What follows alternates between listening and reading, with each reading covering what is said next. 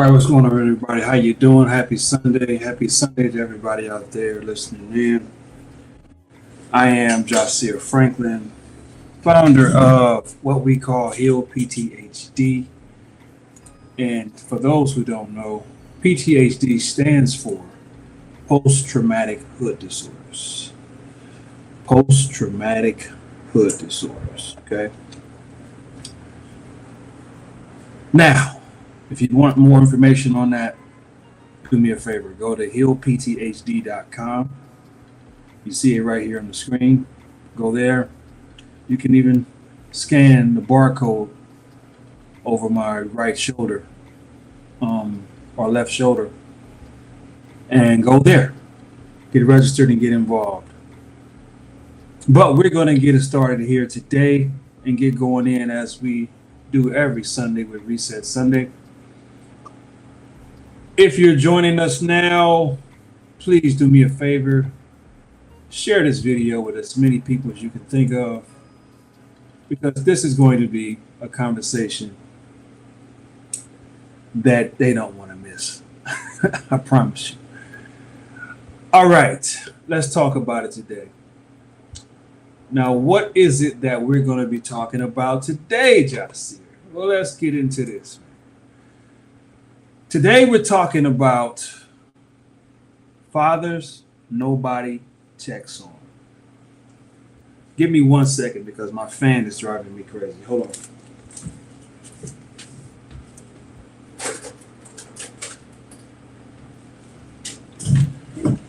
All right, I'm back. All right, can y'all hear me? If y'all can hear me, let me know something in the chat, in the comments. But I'm back. Let's do this. I have a little delay on my end, so it's kind of weird. All right, so let's jump into this. Fathers nobody checks on, right? Let's talk about that. Now, I need you guys to be open-minded with this conversation. I want to say that up front. I need you to be open-minded with this conversation. Sisters, I don't want you to feel like you're being attacked. PTHD is just what it is, post-traumatic hood disorders. And we deal with hood-based trauma here. And what I mean by hood-based trauma that are based out of the hood. They derive out of hood environments, okay? Hood mindsets, hood realities. So I don't want anyone to be triggered, right? Because everything that I talk about, we probably know someone who's going through it, have gone through it, and know somebody that will go through it, because the mindset doesn't shift right away. Sometimes we got to go through hard lessons to learn what to do and how to shift. So please, I don't want anybody to feel attacked, but I do want you to face reality here. Please face reality here so that we can make this shift and heal what we're talking about as far as hood-based trauma. Now, with that being said, back to the title. Fathers nobody checks on. When losing access to your child doesn't mean losing the love for that child. All right? Now, there's a belief in our society, in our community primarily, right, that needs to be challenged when a mother, let me say this way. How do I say this the right way? Bear with me, y'all, because I want to make sure this comes out correctly. There's a belief in our community, I'm going to say it like that needs to be challenged. You see, when a mother loses access to her child, we understand that she may be grieving. We get it. We get it. There's no person in the room that doesn't get it. We recognize her tears. We recognize her potential depression. And most importantly, we recognize her heartbreak and her loss, right? But when a father no longer has access to his child, people tend to assume that he gonna be okay. Y'all stop me when I start lying, please. Because like I said, if we're gonna have a conversation, let's have a conversation that's real. Because I'm not getting up early Sunday mornings to have a conversation and bull crap anybody here. I'm here to tell the truth. You can't heal nothing that you're not willing to talk about. Now, let's see something. Here's a question. People come to him and tell him stuff like this. I'm talking about the man who loses access to his children, right? They'll say stuff like, but he can find another woman, have another child, make some money, go live his life, hang out with his boys, move on, do all these things because now he's free. He ain't got to worry about that situation, right? You know how many times I heard that? It's ridiculous. It's ridiculous. But what if he can't move on? Let me say that. What if he can't move on?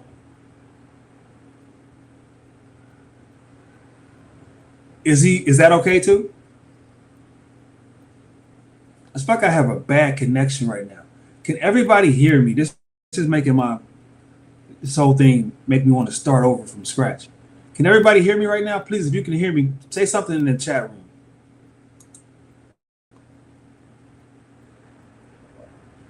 Please say something in the comments. Let me know you can hear me.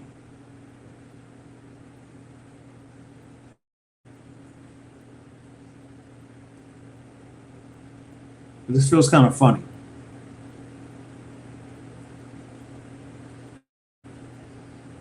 We're going to get through this presentation. If I got to start it over again, we're going to get through this presentation.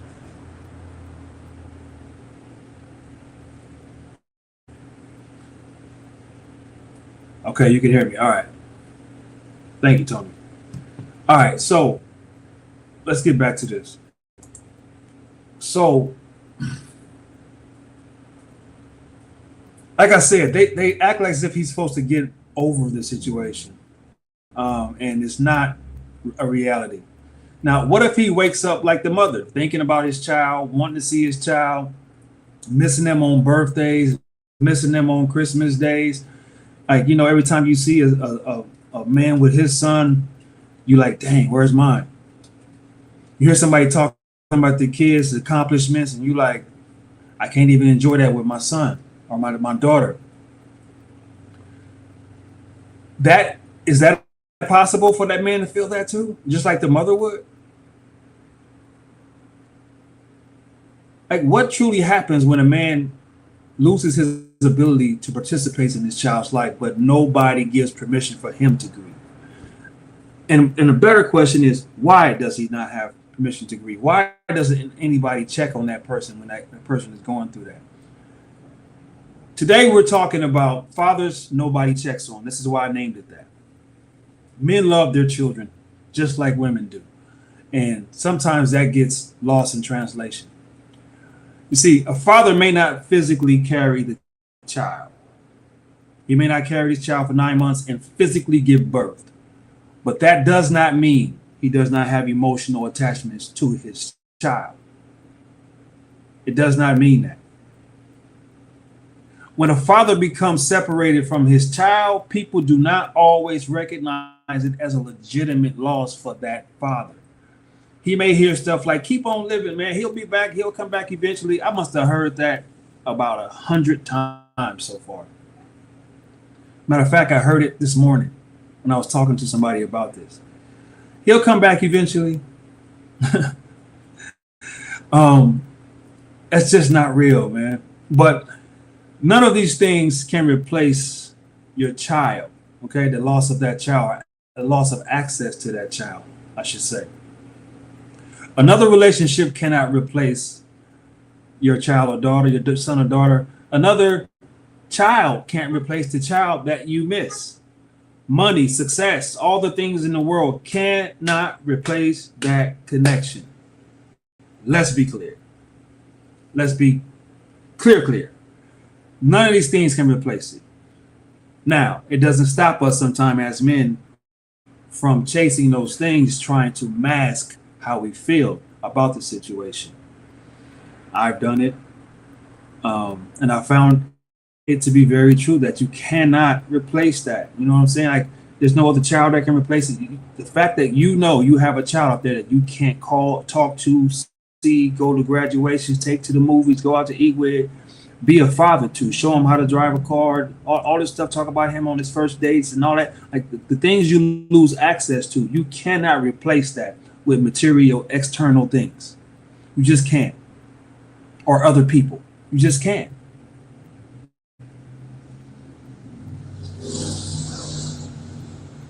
And anybody who tells you anything other than that, they're lying to you. So, with that being said, I want to tell my story about my own son. And this is the first time I've told this story publicly to anybody. A lot of people don't even know I went through this, and it's still going through this. But it's a real thing.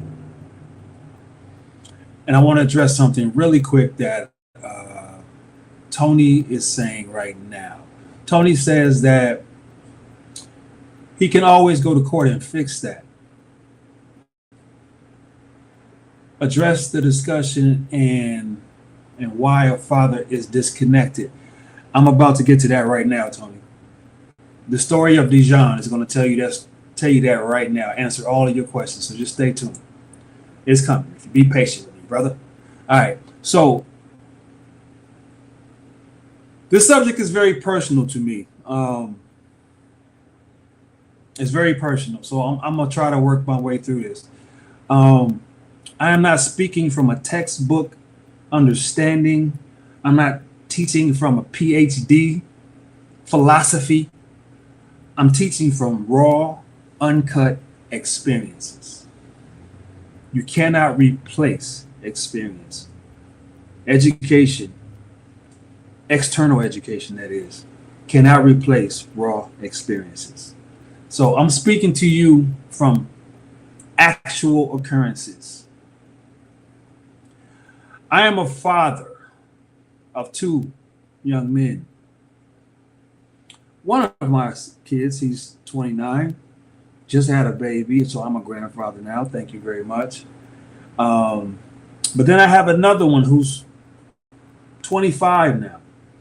And for the last 13 years, I have not been in his life. His name is Dijon.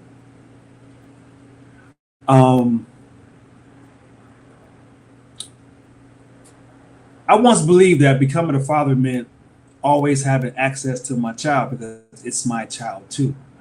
I imagine watching him grow up, teaching him all these things I need to teach him of how to become a man in the best way I could, the best way I knew how. But then life changed, circumstances changed. That relationship shifted like that. And it was really, really, really heartbreaking for me. So let's go back down the rabbit hole of memory lane here. So he was 12 years old, and his mother always tried to get me out of his life. Now, I have a background, not as a lawyer, but in law. I understand law very well. I've defended myself in many cases. I've taught classes, all kinds of stuff. So me and law get along very well. I get along with law very well. And she knew that. So she kept trying to remove me from his life using all these little crazy tactics. And I shot everyone down every time she tried. Every time she tried, I shot it down. She lost. So she started working on my son to do it.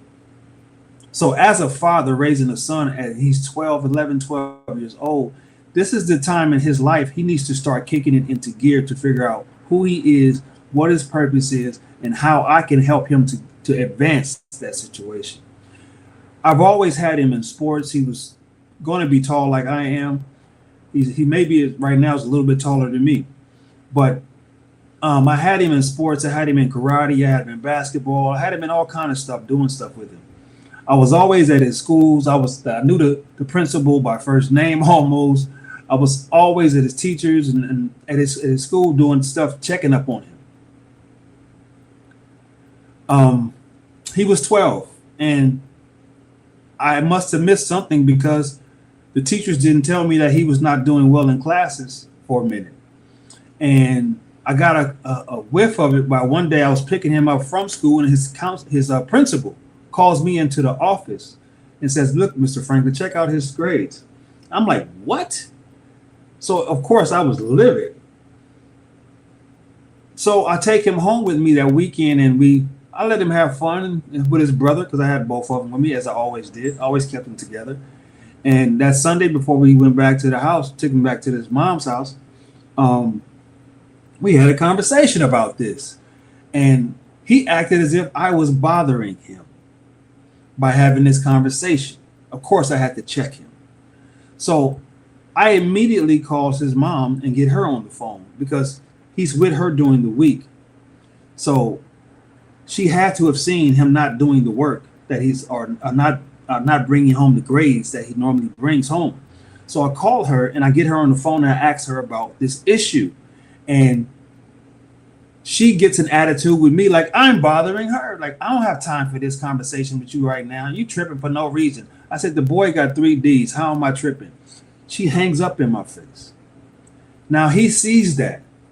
He sees that his mother is not on my side with this. So he plays the game with her. But he thought that he was going to play with me and talk to me crazy. I chastised him physically. And then we went back to the conversation and we got back to it. I dropped him off later that evening, and about 2 or 3 hours after I dropped him off, I got a call from the police department saying that his mother was down here with my son and claiming that I abused my child. I told the officer, look, is it illegal to chastise my child? He said no. I said, does he have any bruises on him? He said no. I said, so why are you on my phone? Get off my phone unless you're coming to arrest me. If that was the case, you wouldn't be calling me. So I got off the phone. Later on, she goes to CPS and they call me talking about a child abuse case. They come visit me. I tell the lady what happened, and the lady looks at me like, why am I even here? This is the same thing I would have done. I said, I know. It's called being a parent. Right? So she closed the case. So 2 months later or so, I get served documents for a court hearing. This woman, my son's mother, had went and filed a child abuse case with the court. Now she's risking my freedom. I said, okay, yeah, this is getting out of control. So of course I go back into my Columbo Johnny Cochran mode and I start fighting the case. I put everything together, filed my briefs, my answers to her allegations. We go through mediation. We go through all this process. But the allegations that they were alleging at that time were just egregious. It was just ridiculous. It was like, I can't believe that she's even stooping to this level, let alone bringing my son along on the ride. I couldn't believe it. So let me let y'all in on a couple of the allegations because they were very serious. They alleged that I beat my son with belt buckles. It was just the most craziest stuff I've ever heard in my life. So what happened was, this is to your point, Tony. I know you're listening still. So what happened was, when we went to court, I had killed all of her briefs and her allegations, and her last resort was to get my son to testify. He got on the stand because he was 12 years old. They allowed him to get on the stand. He got on the stand and testified everything that she was alleging in the documents. My freaking jaw hit the ground.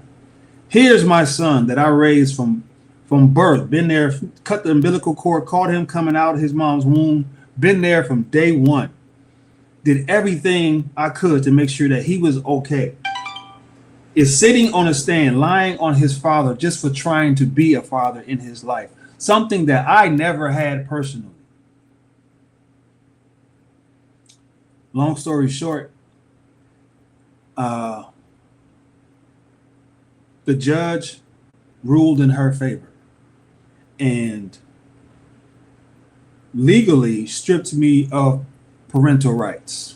I had no rights to pick him up no more, to go see him, go to his school, none of that stuff. And then he told me that I had to do 6 hours. Listen to this, y'all. 6 hours of anger management in order to see my son again. If I'm hitting my son with belt buckles and abusing him, 6 hours of anger management is not the issue, not the answer. But hey, he knew that. He even asked me, if you had a chance to do anything different, would you do anything different? I said, absolutely not. I am a father of a young black man in America, and if I don't put a foot to his butt when he needs it, you will throw him in your jail cells eventually. So I would never change what I've done. I'm a father first. He basically, like I said, stripped me of all those rights. I did the little anger management classes in probably less than 3 days. I went back to pick up my son to see him after that. Took all the information back to the court to prove that I did it. They said, yeah, you okay, you're done now. And went to pick him up, and he didn't want to leave. That went on for a long time. So maybe some months or so. I kept going back. He kept saying no, kept saying no. So I couldn't make him leave because now I don't have that parental legal right? So I went back to court and refiled again to get my rights back. She brings him to court and they go through the same script all over again, and the judge denies it again. I must have done that probably while he was in middle school and high school for at least 5 times. I did it the last time and he was in 11th grade, I believe. I filed again and he did it again. I was like, that's it, I'm done. It's like it's only so many times that you can like put your heart on the table and get it crushed for something you did not do. For something that neither one of them could prove. There was no proof of it. They went to a police station after I chastised him, and the police told her that I can't arrest him. He didn't do anything. So they had to go to allegations that she saw belt buckle marks on my son, and my son's light skinned. He's like El DeBar's light skinned. If he's so light and I'm hitting him with belt buckle, she would have seen it a long time ago. That never came to the conversation between me and her ever before this case. So that lets you know that it's a lie. So how did I deal with this post all of this happening? Well, people always told me, like I said in the beginning, he'll come back to you. Don't worry about it. He'll come back eventually when he sees the truth and yada yada. He'll just keep going and keep living and keep moving and keep doing you and work hard and yada yada. And you'll see. That didn't solve the issue. It still has not solved the issue. I still long to see my son. I still missed his high school graduation. I still missed his first dates or him talking to him about the girls or whatever we do as men. I missed his games and all the stuff that he went through in middle school and high school. I missed those days. You can't get that back. You can't get that back, especially when it's for a reason that was so ludicrous as these allegations were against me, which caused this whole thing. Like, it was all crazy. Now, I know a lot of men go through this. I know a lot of men that have gone through this and are going through this. I have yet to get a phone call, a text message of any sort from anybody saying, hey man, how you doing, bro? I know you going through this, man. I know you haven't seen your son in a while. You good, bro? Like, how you going? How you dealing with that? I have yet to get that phone call. 13 years in the making. I have yet for somebody to be empathetic enough to be like, I know that gotta hurt, bro. I don't know how you could do that, man. I would be going through this and feeling like this if that was me. So I'm calling you, man, just to check on you. Again, the fathers that no one checks on. The fathers who actually want to be in their kid's life. That for some reason, this woman gets it in her head because whatever reason, like I said, she don't want you there. But she still wants your check every month. We have to get this together in our community. We have to get this together in our community, because when you take a father from his child's life, especially a son, you leave a hole in that child. You leave a void in that child. One person cannot raise a complete person. That one person that you're raising has two parts to them that they need to complete their story. And when you remove that child's father, or even remove the mother, either one, it doesn't matter. But when you remove a father from a child's life, you remove a part of their story that they're not going to know. And you are putting your child and setting your child up for a bad time, because they're going to have to go through life having to bump their head and experience things that they probably could have gotten from their father immediately if they had stayed around him.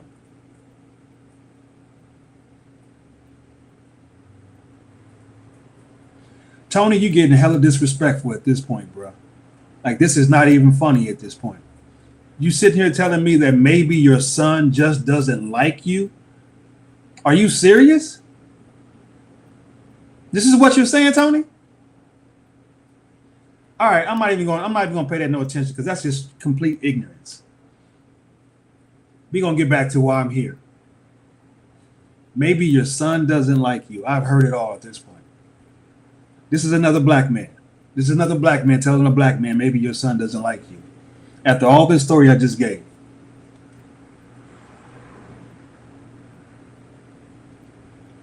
That's ignorant. Okay, let's get back to it. So, what does a man do with that pain? Well, most men were never taught to say, I miss my child. Like, where do you even take that information to? Like, most men are not able to call their homies and their friends, or even maybe talk to their spouse and say how much they miss their child or what they're feeling. We're not taught to admit I'm depressed, because it may seem like you're weak. You know what I mean? Like, I'm angry. Like, we can't express our emotions. It's hard to have places to express our emotions and show how we feel about something so emotional. So instead, many men are taught to keep moving and keep working and making money and do their thing. All right. I did that too. Like I said in the beginning, it did not work. And that is where we must understand the difference between healing pain and masking pain. Because all that is masking the pain. A man can look completely functional while he is hurting. He can dress to the T. He can smell like I don't know what smells good to women, but he can smell good all the time and drive the nicest car, live in the nicest zip code, keep a fresh haircut, make good money, all while inside he's hurting.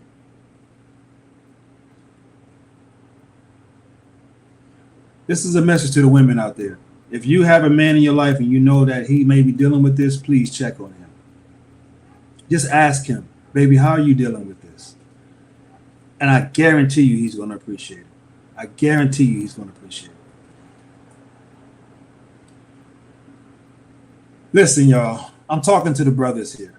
Masking the issues is not healing. That's not healing. That's just masking. Sometimes what people call moving on is actually a man running from the grief. Alcohol can become his anesthesia. Weed can become his anesthesia. Sex and womanizing can become his anesthesia. Working nonstop, chasing money can become his anesthesia.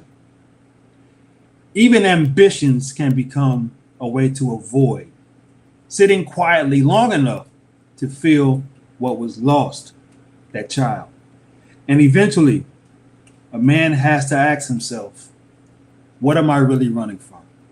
Sometimes beneath the anger towards the woman, the courts, or the circumstances is one honest sentence: I miss my child. Let me say this right now. I miss my son Dijon dearly. Some fathers have never allowed themselves to say that. I'm saying it for myself right now. I don't care what nobody thinks. I miss my son.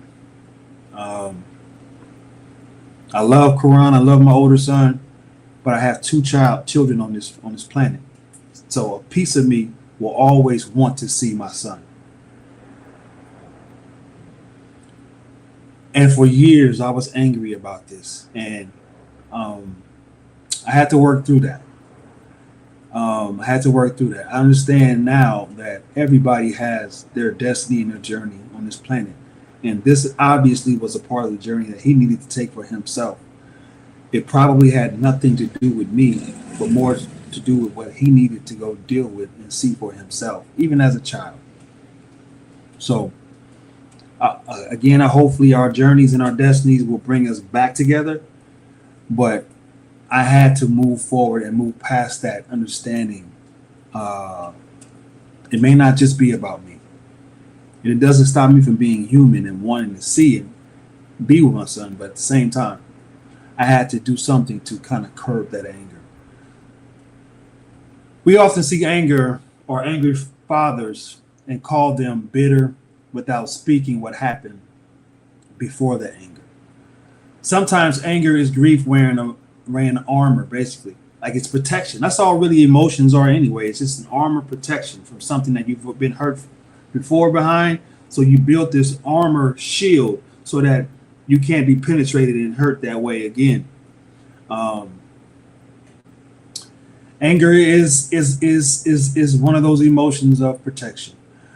Rage may come from the helplessness feeling that you have. Like sometimes I felt helpless that I just couldn't. I filed and went to the courts.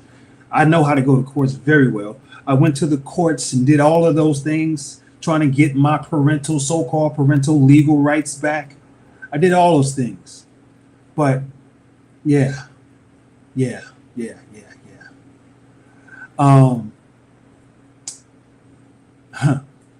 You want years and moments back that nobody can give you or return to you. And that's a part of the anger too. Like, the first days of school, like I said, birthdays and Christmases, games, graduations, conversations. At his age right now, even potential weddings or whatever that he may be seeing someone. I don't know. Those are not merely dates on the calendar.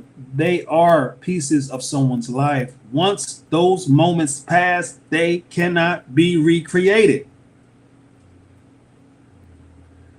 The years do not stop.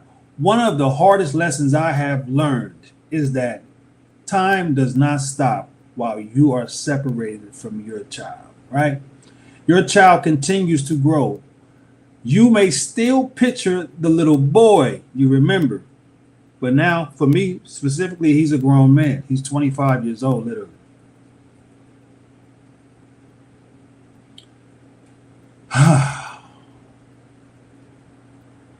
Let me pause for a second.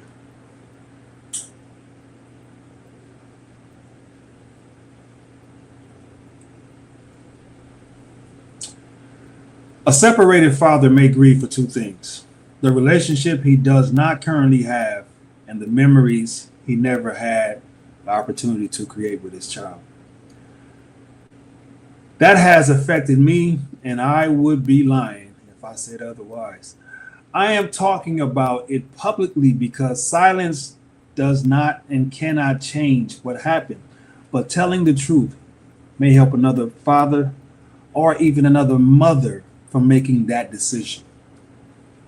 I hope that if you make a child with a person that you're no longer going to be with, first of all, we need to stop that phenomenon if we can, the best way possible. But if that is your dynamic, we need to do this in a way that we understand that both parents are needed.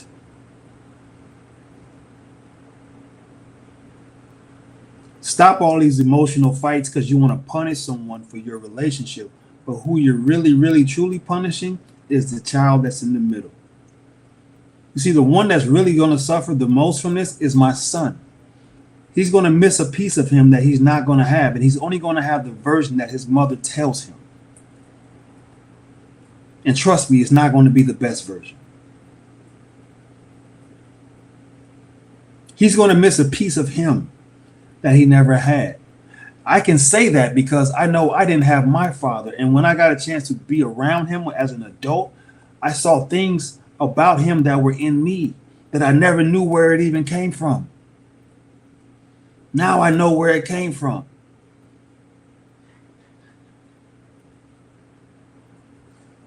I have his laugh. I have his ideals of the world. His willingness to challenge protocol. Like, I got that from my father. I didn't know why I always felt that way. I just thought I was just the crazy one in the room. But that came from my father's side. There's things about Dijon that he's never going to know that he got from me. And if he doesn't connect back to that, it makes life harder to figure out, because the things you get from your parents are the things that you need to be the superhuman that you're supposed to be in this lifetime. And if you're missing a piece of that, you don't know what your true strengths are. So it's vital that you keep children in both parents' lives, or keep the parents in the children's life. And again, that goes vice versa. Mothers and fathers. You see, children should never become the battlefield. Children should not have to carry unresolved angers of adults. Whenever it's safe and healthy, children deserve meaningful relationships with the people who genuinely love them. And that should be the mother and the father the most in this world. Now, what I had to learn in these last 13 years or so is that I cannot recover from 13 years. I cannot rewrite yesterday and control another person's decisions. I can't do that.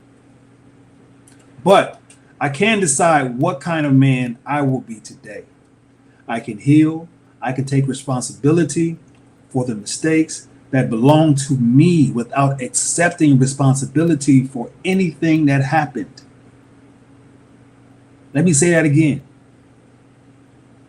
I can take responsibility for the mistakes that belong to me. What I did wrong, which in this case, I don't know what that is. I'm still searching for that, because I think I was just being a father in that moment. He needed that. And because the story that I told you guys about the grades wasn't the complete story. He was doing other things in school, getting in trouble. He had a cell phone that I had bought him. He ran my cell phone up to like $600 by calling some lady in Jamaica. And I took the phone. That's where it began. And then he started acting out and doing things.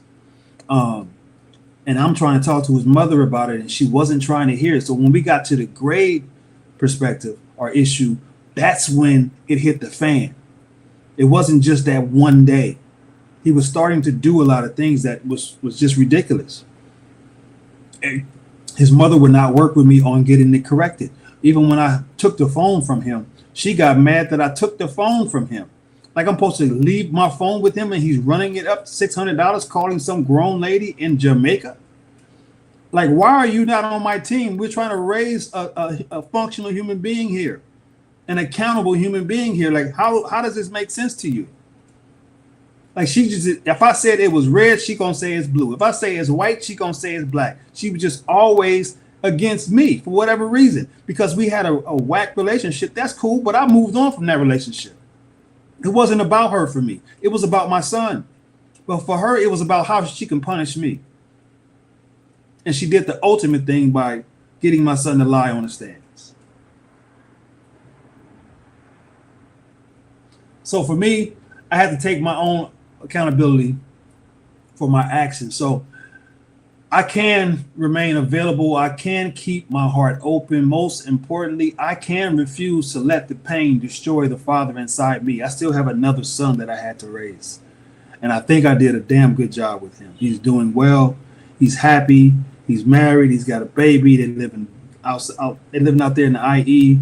Doing okay. Like I'm happy with what my other son has become. Love him as a person. I tell him all the time I'm proud of him. good young man. So I couldn't have done something too much wrong, right? Because I have another fine human being to give a testimony of what that was like. So I want to say this real quick. Fathers out here, man, we need healing. We need healing too.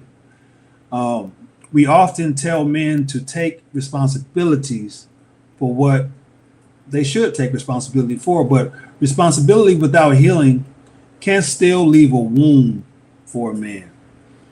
Taking responsibility is one thing, but you need to find a way to heal that situation. And that's what I'm going to talk about next week. What does healing actually look like? We're going to talk about that in detail next week. So keep that on your calendar.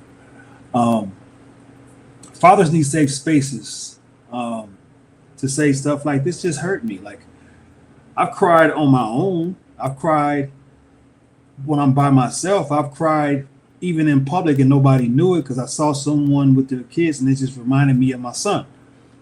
I had to wipe my tears and act like I wasn't crying. It hurt me in the moments like a mug, and it still does from time to time. It's kind of like you lose a parent. You never get over that. Like, you work through it, but at times that memory gonna hit you, that emotion is gonna hit you, that tear is gonna hit you, and then you just work through the moment, and then you keep going, right? It's the same thing, but just imagine that with somebody that's living, that you may bump into at a grocery store or something. That they're still living. Like, they literally have a phone number you can call, but you can't. Like, that is torture.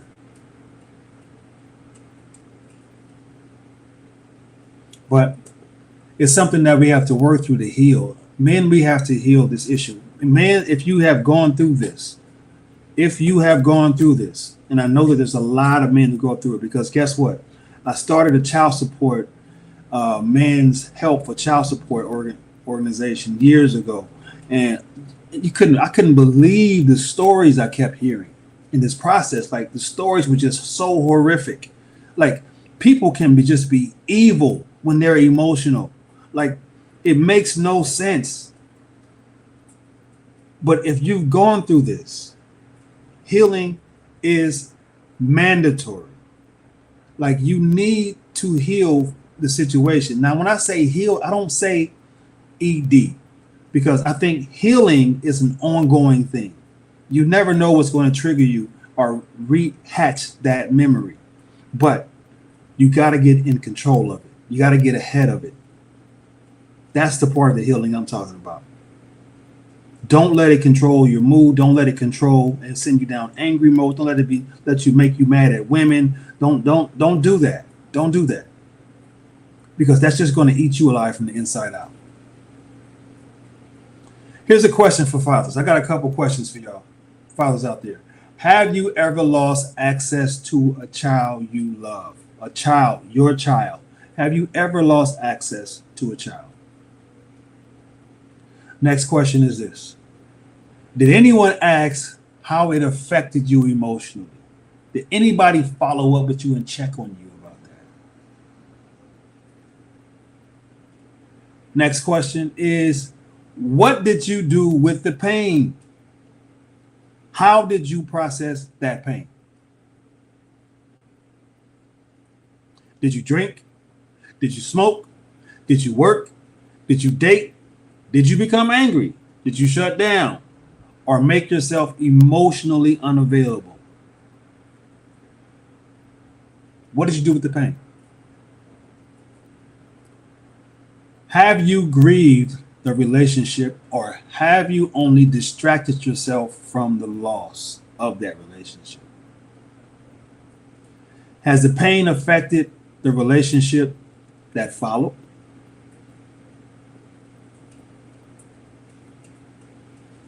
These are real questions, y'all.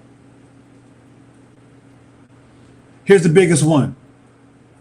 And are you angry with the other parent, or are you grieving your child?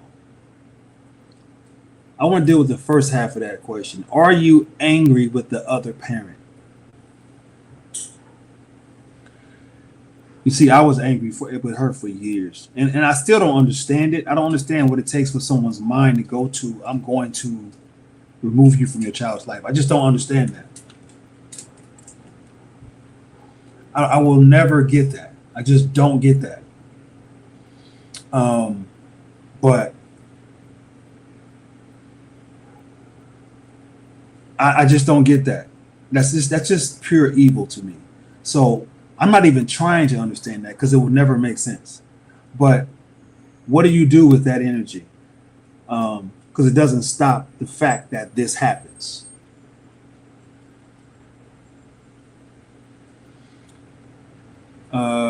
Constant growth. I had to recover ASAP. I wept, but I had to go into immediate action and get an order so that I could regain my rights. You're right, bro. I did the same thing too, but it just so happened that when they revoke parental rights, it's up to the court now to grant it back to you. And that when my son kept saying what he kept saying, bro, it was like there's nothing I can do. Like he's still saying this, and as he got older, they give more rights to the kids to say where do you want to go. So the fact that he kept that narrative alive, it just kept getting mine shot down every time I went back to court. So it is what it is, man. It is what it is. But I'm glad you recovered from that, bro. I mean, but what I'm really talking about though is more of the emotions of it, like that internal scar that happens when that type of thing happens to you or through you. Like how have you recovered from that? Like what do you do to recover from that?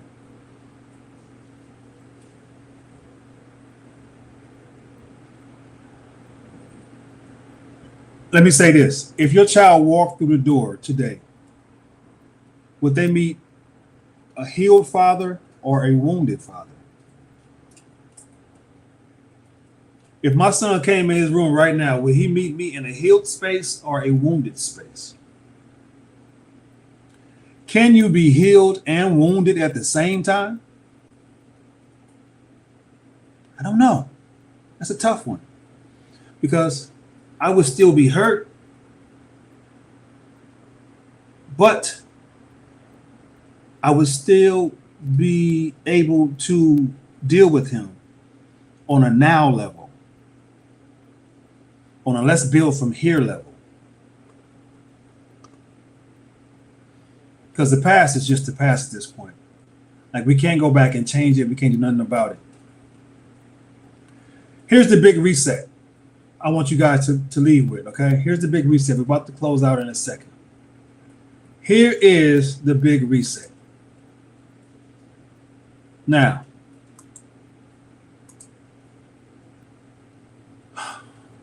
the reset is not forgetting your child. It's not pretending the loss never happened or forcing yourself to get over it, because that's just not realistic. The reset is learning to carry the love without allowing the loss to destroy you. At the end of the day, this helped me to become a better person. It helped me to become more patient at the same time. Now, do I still struggle with patience? Absolutely. But it helped me to become more patient. Because when you're sitting back trying to wait for this child to show back up in your life, it creates a level of patience for sure. So you don't just get over it. The reset is learning to carry the love without allowing the loss to destroy you. You can miss your child and still heal. You can acknowledge what happened without continually to live inside it. You can grieve the years you lost while preparing yourself for the years still to come. For the years still to come. We can do this, fathers. We can get through this. We can make a difference in not only in our lives, in our children's life. Even though they may be over there, I'm sure that my son thinks about his father every now and then. He has to. I don't think that's even possible that he doesn't. He has to. So we just need to do the work on ourselves. because obviously there was some work that I needed at the time too. Again, accountability. There's some work that I needed as a person that I need to see. Everything happens for a reason. That's why we can't really get mad at circumstances at times, even if we feel like we didn't create the circumstance.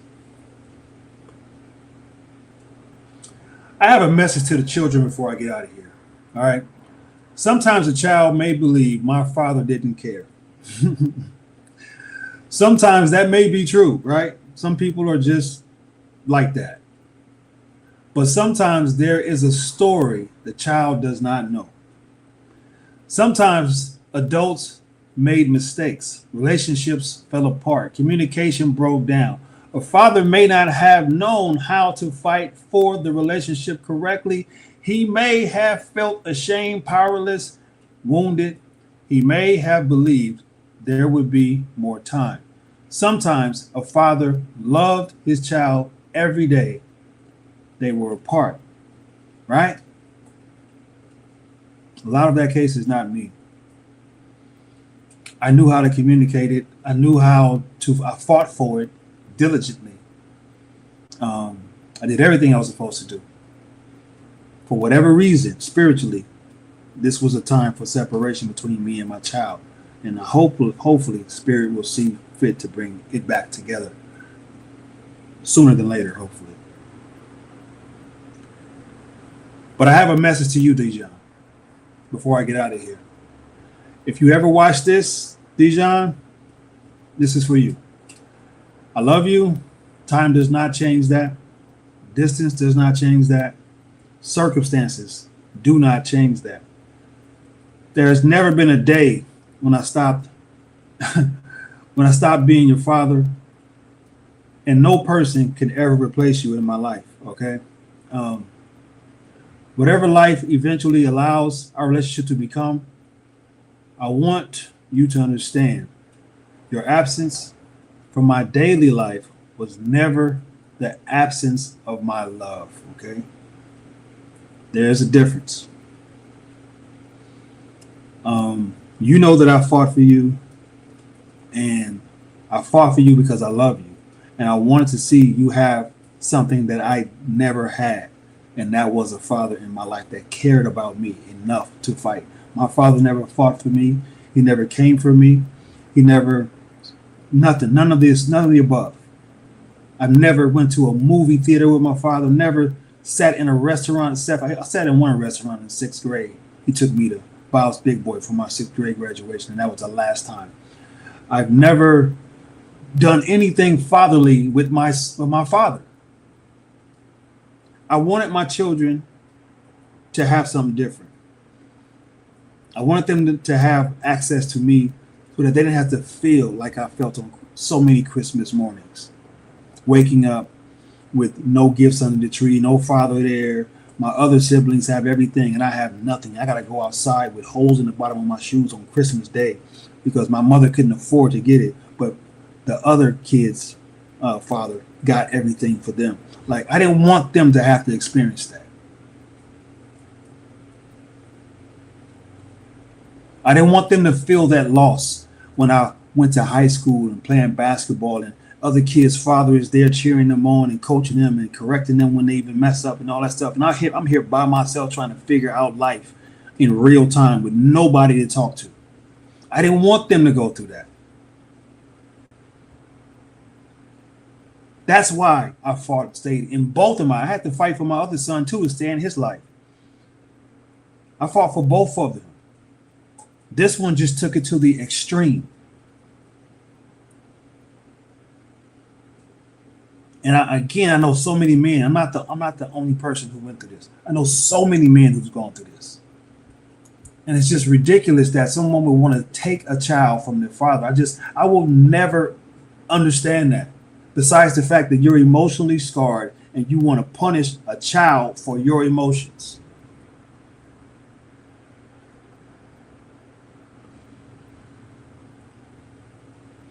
I told y'all this was going to be an emotional one for me because it's near and dear to my heart. But I've been doing this work for so long. I've heard so many of these stories, and I figured out that I'm not alone. it may be time to share my story, because some people think that I'm just tough and durable, and I don't have emotions either. I don't go through things like that. There's a statement that says, "Who teaches the teacher? Who coaches the coach?" Right?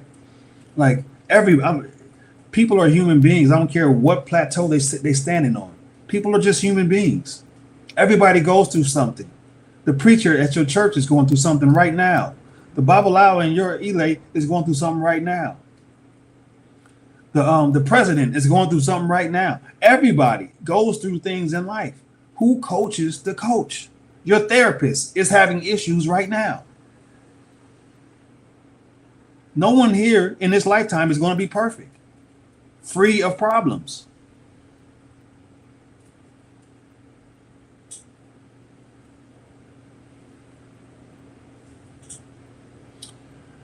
In closing, I want to first, before I close, I want to thank everybody for coming today.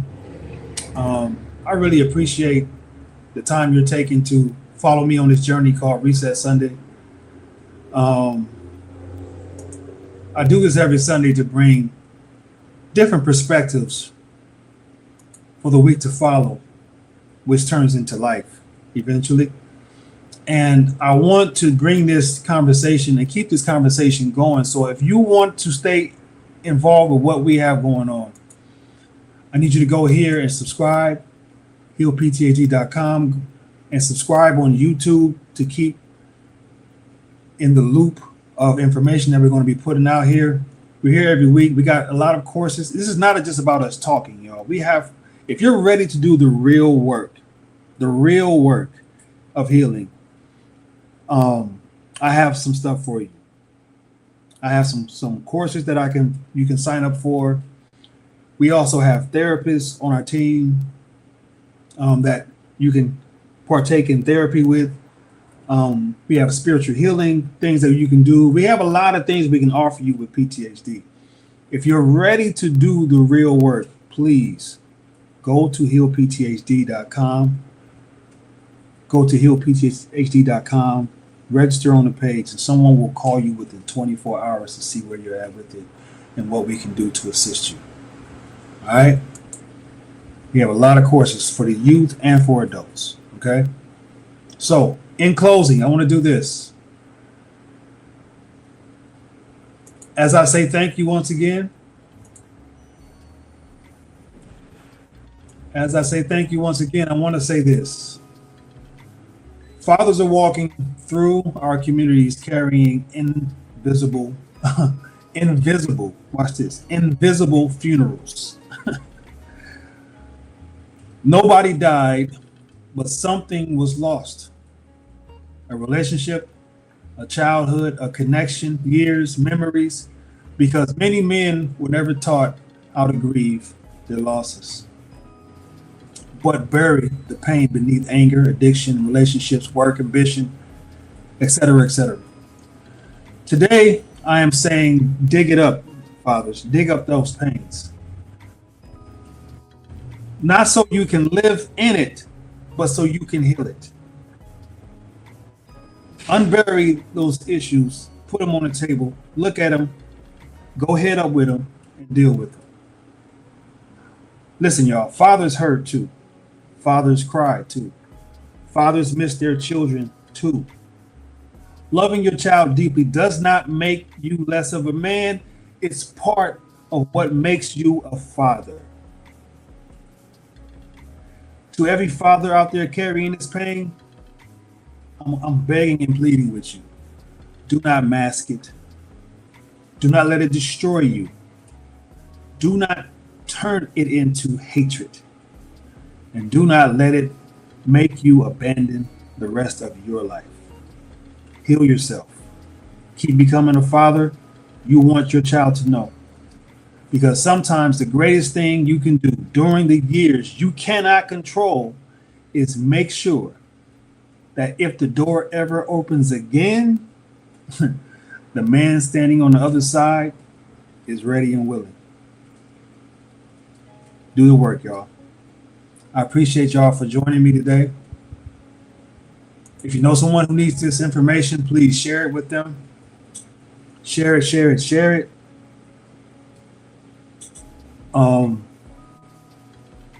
This was a tough one. I feel like crying right now, literally.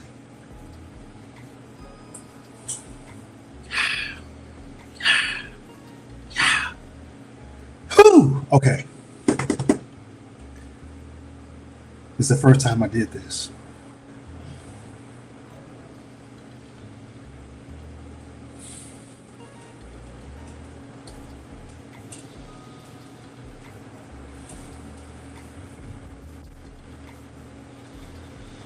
Excuse me, y'all. I'm having a moment. Having a moment.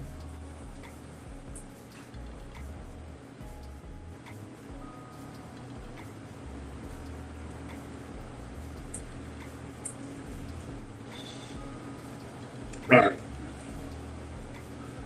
I'm gonna let it out and practice what I preach. I think I need this conversation more than everybody else today.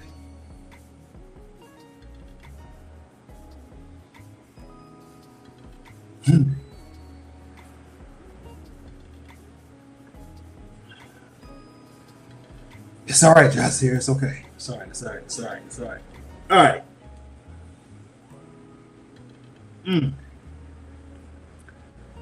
Again, thank y'all for watching. Um,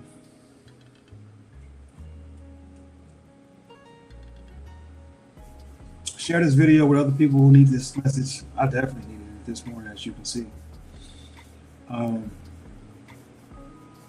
But this is definitely a conversation we need to have in the community to see how we can make corrections with our society and within our community. We need to be whole parents, even if we're not together with the other parent, because the ultimate goal is the kids growing up and being good human beings in society. And how do you do that if you remove one for your own emotional reasons? Am I saying that there's never a time where that's necessary? There are some times where it's absolutely necessary in order to protect that child from the other person. But to just do it because you're angry with the other person, that's just ridiculous. That is just ridiculous. So, yeah, this is a good one for me. I appreciate y'all for watching. Please share this with other people. I'm gonna get off here and stop crying myself. Thank y'all for watching, man. Hope to see you next week. Again, we're gonna talk about what it really looks like to heal next time. I'm gonna break that down for everybody because there's a lot of people talking about healing right now, and I don't think a lot of people really realize what it takes to do that. It's a very brave act, and we're gonna talk about what that looks like. All right, have a good one, y'all. Jasir signing out. Peace.